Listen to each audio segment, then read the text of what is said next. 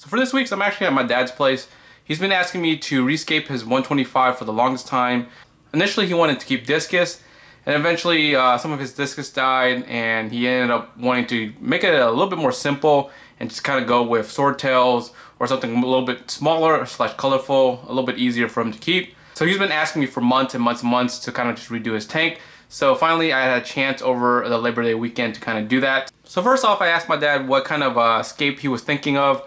He said pretty much, do whatever I think that was good. So I decided to go with Seiryu Stones plus driftwood, kind of building like a branchy scape. So what I did was I grabbed a bunch of rocks that I had in my house and then a couple of driftwood pieces and kind of laid it out in his garage here. Kind of drew up some scapes to kind of get an idea, and then kind of mess around with the driftwood / stones just to see where I want to lay out some of the pieces. So once I kind of found the layout that I wanted, so I went ahead and cleaned all the rocks and the driftwood just because they've been sitting out in the garage for a while. And plus I haven't really used these driftwood at all, so they're definitely a little bit dirty. Gave them a good wash and then went ahead and started the scape. So the first thing was I asked my dad to go ahead and remove all the fish and drain the tank down as low as possible. With that done, I decided to kind of keep the substrate that he had. So one, we're doing a low-tech setup. There's not going to be any high-tech plants or any CO2 in the tank.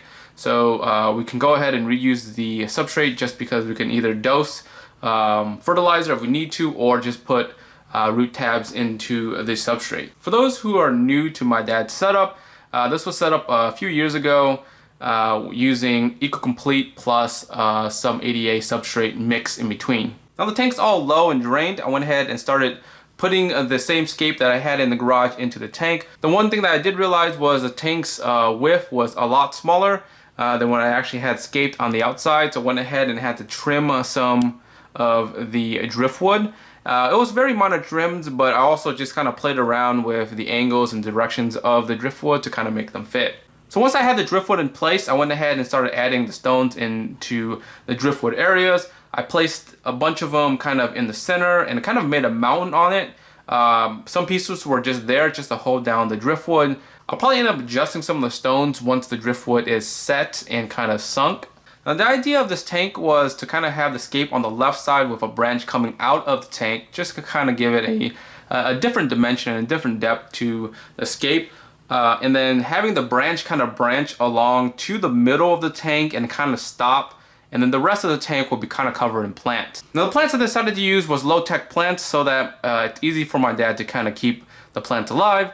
That includes some moss, some Java fern, and then the Bixya that he actually had in the tank that was already growing low-tech. Now the rest of the tank on the far right side is going to be covered in a low-tech carpeting plant. So I also try to throw in some leopard jungle vow into the tank. Obviously with jungle vow it's going to melt like really hardcore, so we're going to see what happens here. I'll probably end up having to trim back some of and then kind of letting that plant grow back out once it's established. So obviously during the teardown of the tank and the rescape, a lot of debris had been kicked up. I went ahead and kind of let that tank settle for a couple hours before re-adding the fish that was already in the tank back into the tank. And then the following day I went ahead and added the rest of the swordtails to the tank just because my dad wanted to kind of keep the whole tank with just swordtails. As you know, I had a bunch of swordtails from my breeding projects and just kind of having it at home. So I went ahead and gave him all my swordtails except for the few little ones just because they were slightly too small to actually go into that tank. I wanted to grow them out just a little bit more, and I'm going to go ahead and give them those little fries. Alright guys, and that is the new Aquascape for my dad's 125. Now obviously it's going to take a while for the plants to kind of settle and grow in. Maybe in a month or two, I will kind of do another update for you guys if you guys are interested. If you guys are interested in the update, make sure you guys hit that thumbs up and make sure you guys put comments in the comments boxes. Alright guys, and that is the update for the week. I hope you guys enjoyed this week's update. If you guys aren't subscribed yet, make sure you guys hit that subscribe button. And like always, until next time guys, peace.